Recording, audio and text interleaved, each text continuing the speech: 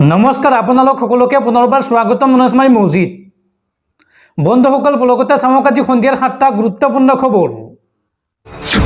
প্ৰথমটো খবৰ, PAN card আৰু আধাৰ কাৰ্ডৰ গৰাকীলৈ জৰুৰী খবৰ।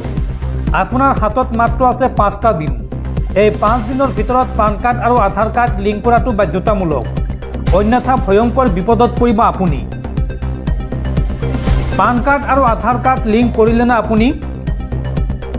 যিসকলে এতিয়ালৈকে লিংক কৰা নাই শীঘ্ৰেই লিংক কৰক। আপোনাৰ হাতত মাত্ৰ আছে 5টা দিন বাকী। 31 মাৰ্চেই হৈছে শেষ সময়সীমা, অন্যথা আপুনি ভৰিব লাগিব জৰিমনা। লিংক নকৰা পান কাৰ্ড হৈ পৰিব নিষ্ক্ৰিয়। বেংক আৰু কৰ আদায়ৰ ক্ষেত্ৰত আপুনি তেতিয়া অসুবিধাৰ সন্মুখীন হ'ব। আৰু ইতিমধ্যে কেইবাবাৰো বঢ়াই দিয়া হৈছে এই সময়সীমা। আৰু এইবাৰ বঢ়াই দিয়া সময়সীমাৰ ভিতৰত লিংক নকৰাসকলে ভৰিব লাগিব 1000 টকাৰ জৰিমনা।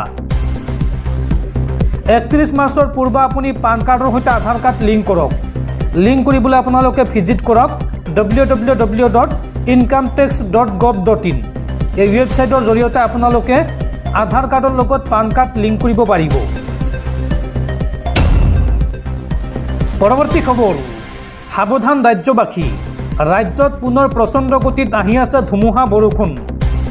ৰাজ্যত পুনৰ ধাৰাসাৰ ধুমুহা বৰষুণ আৰু বজ্ৰপাতৰ সম্ভাৱনা। বতৰ বিজ্ঞান কেন্দ্ৰই পুনৰ দিছে সতৰ্কবাণী। ৰাজ্যত পুনৰ ধাৰাসাৰ বৰষুণ, ধুমুহা আৰু বজ্ৰপাতৰ সম্ভাৱনা। বিজুলী ঢেৰেকনিৰে ৰাজ্যৰ বিভিন্ন প্ৰান্তত হ'ব নেৰানেপেৰা বৰষুণ। প্ৰতি ঘণ্টাত 30ৰ পৰা 40 কিলোমিটাৰ বেগত ধুমুহা অহাৰ সম্ভাৱনা আছে। অসমৰ লগতে চুবুৰীয়া ৰাজ্য মেঘালয়, নাগালেণ্ড, মণিপুৰ, ত্ৰিপুৰা আৰু মিজোৰামতো হ'ব বৰষুণ। 28 আৰু 29 মাৰ্চত অসমসহ সমগ্ৰ উত্তৰ পূৰ্বাঞ্চলত হ'ব মজলীয়া বৰষুণ। 30 মাৰ্চত পুনৰ অসমসহ চুবুৰীয়া ৰাজ্যসমূহত ধাৰাসাৰ বৰষুণৰ সম্ভাৱনা আছে। বৰঝাৰস্থিত আঞ্চলিক বতৰ বিজ্ঞান কেন্দ্ৰই দিছে এই সতৰ্কবাণী বা এই আগজাননী। পৰৱৰ্তী খবৰ, নিৰ্বাচনৰ পূৰ্বে পুনৰ অসমলৈ আহিব প্ৰধানমন্ত্ৰী নৰেন্দ্ৰ মোদী আৰু কেন্দ্ৰীয় গৃহমন্ত্ৰী অমিত শ্বাহ। অহা 6 এপ্ৰিলত অসমলৈ আহিব কেন্দ্ৰীয় গৃহমন্ত্ৰী অমিত শ্বাহ। উল্লেখযোগ্য যে 1 এপ্ৰিলৰ পৰা বিজেপিয়ে আৰম্ভ কৰিব নিৰ্বাচনী প্ৰচাৰ। এই ঘোষণা মুখ্যমন্ত্ৰী ডক্টৰ হিমন্ত বিশ্ব শৰ্মাৰ। বন্ধুসকল, তাৰপিছত 4 নম্বৰ খবৰটো জনোৱাৰ আগতে আপোনালৈ এটা সৰু ৰিকুৱেষ্ট, যদি তেওঁলোকে এইটো ভিডিঅ'ত লাইক কৰা নাই তেন্তে প্লিজ এটা লাইক কৰি দিয়ক। আৰু এনেকুৱা ধৰণৰ নতুন নতুন ভিডিঅ' পাবলৈ চেনেলটো ছাবস্ক্ৰাইব কৰি কাষত থকা বেল আইকনটো প্ৰেছ কৰি ৰাখক। পৰৱৰ্তী খবৰ, দেশত পুনৰ ভয়ংকৰ গুলীয়াগুলী। এইবাৰ নিৰাপত্তাৰক্ষী আৰু মাওবাদীৰ মাজত ভয়ংকৰ গুলীয়াগুলী।